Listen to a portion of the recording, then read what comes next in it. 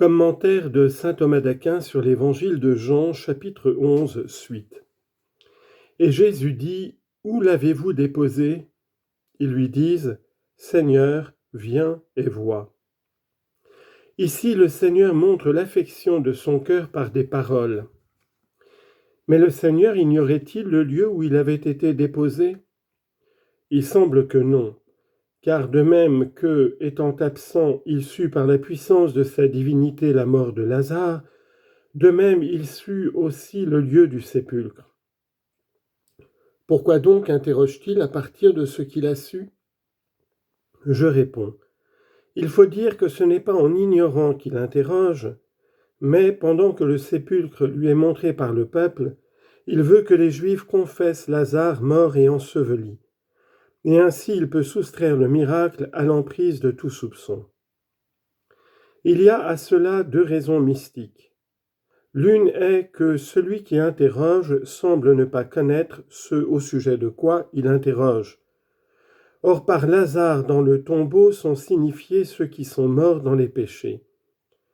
Le Seigneur montre donc qu'il ignore le lieu de Lazare, donnant par cela à entendre que pour ainsi dire, il ne connaît pas les pécheurs, selon cette parole de saint Matthieu, « Je ne vous ai pas connu, éloignez-vous de moi, vous qui commettez l'iniquité. » Matthieu chapitre 7, verset 23. Et la Genèse, « Adam, où es-tu » chapitre 3, verset 9. L'autre raison est que, si quelques-uns ressuscitent du péché à l'état de la justice divine, cela vient de la profondeur de la prédestination divine. Et cette profondeur, certes, les hommes l'ignorent. Citation. « Qui a connu l'Esprit du Seigneur ou qui a été son conseiller ?» Romains chapitre 11, verset 34, citant Isaïe chapitre 40, verset 13. Et encore, « Et qui en effet fut présent au conseil du Seigneur et a vu et a entendu sa parole ?» Jérémie chapitre 23, verset 18. Et c'est pourquoi le Seigneur, en interrogeant ainsi, s'est comporté à la manière de quelqu'un qui ne connaît pas, puisque nous-mêmes aussi nous ne connaissons pas cela. Ainsi donc est exposée l'interrogation du Seigneur, et la réponse du peuple suit, ils lui dirent, « Seigneur, viens et vois.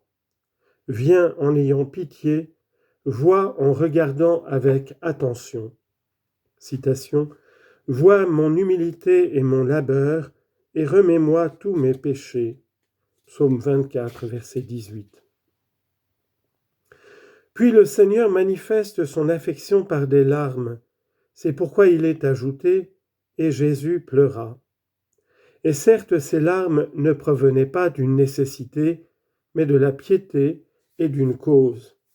Il était en effet la source de la piété, et c'est pourquoi il pleurait, pour montrer qu'il n'est pas répréhensible que quelqu'un pleure par piété. Citation. « Fils sur un mort répand des larmes. » Siracide, chapitre 38, verset 16. Et il pleura pour une cause, afin d'enseigner que l'homme, à cause du péché, a besoin de larmes.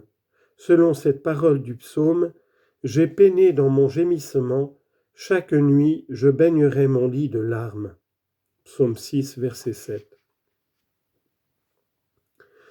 Les Juifs dirent donc, voilà comment il l'aimait. Mais certains d'entre eux dirent, ne pouvait-il pas, lui qui a ouvert les yeux de l'aveugle-né, faire aussi que celui-ci ne meure pas ? L'évangéliste montre ici la discussion des Juifs au sujet de l'affection du Christ.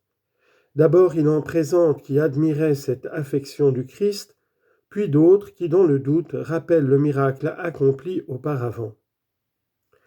L'évangéliste introduit ceux qui admiraient le miracle du Christ par mode de conclusion lorsqu'il dit « Les Juifs dirent donc, c'est-à-dire les signes de l'affection du Christ étant montrés, voient tant les paroles que les larmes, voilà comment il l'aimait.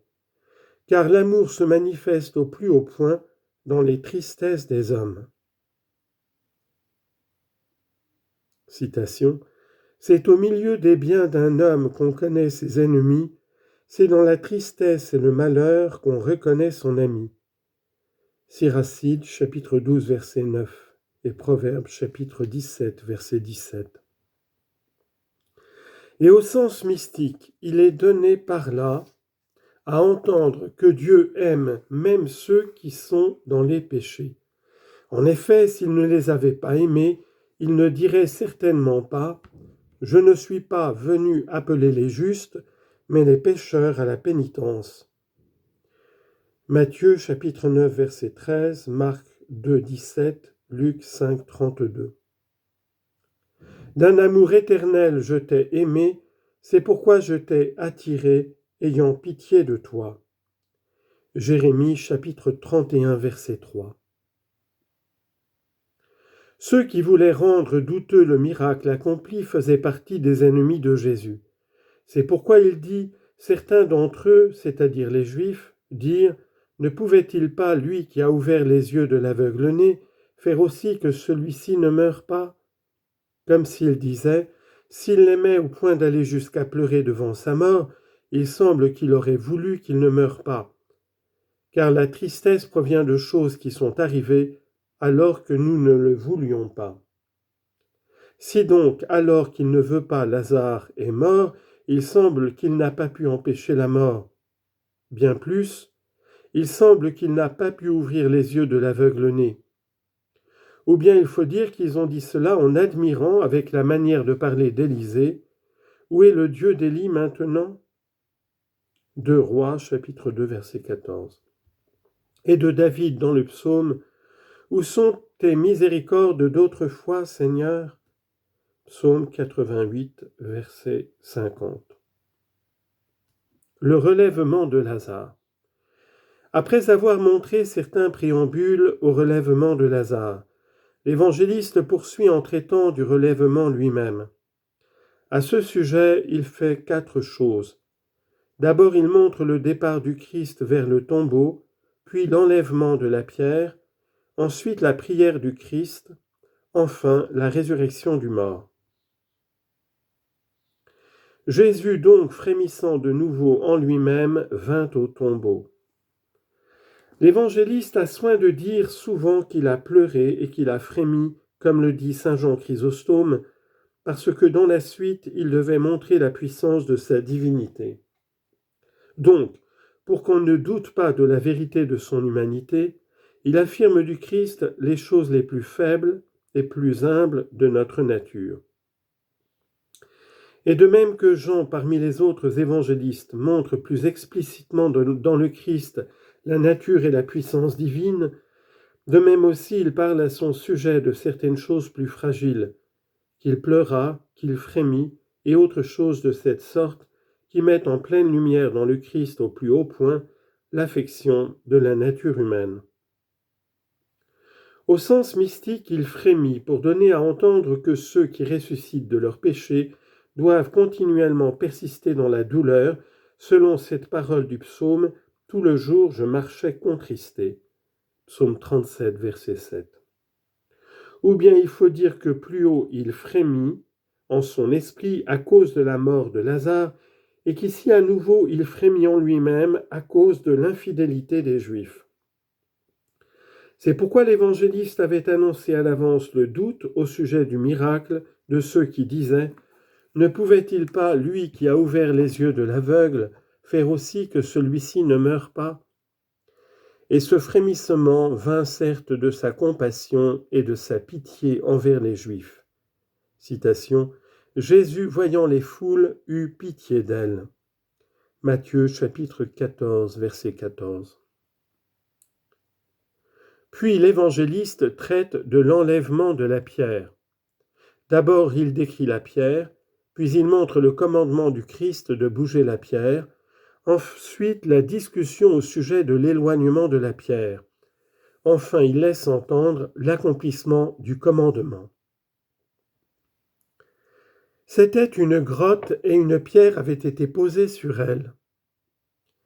La pierre est décrite posée sur le tombeau. Il faut savoir en effet que dans ces régions, on utilise certaines cavernes en matière de grottes comme sépulture pour les hommes où on peut déposer plusieurs corps de morts à des moments divers. C'est pourquoi elles ont une ouverture. qu'on ferme par une pierre et qu'on ouvre quand c'est nécessaire. Et c'est pourquoi il est dit ici qu'une pierre avait été posée sur elle, c'est-à-dire sur l'ouverture de la grotte. On trouve dans la Genèse une chose semblable quand Abraham acheta un champ et une grotte pour ensevelir Sarah, son épouse.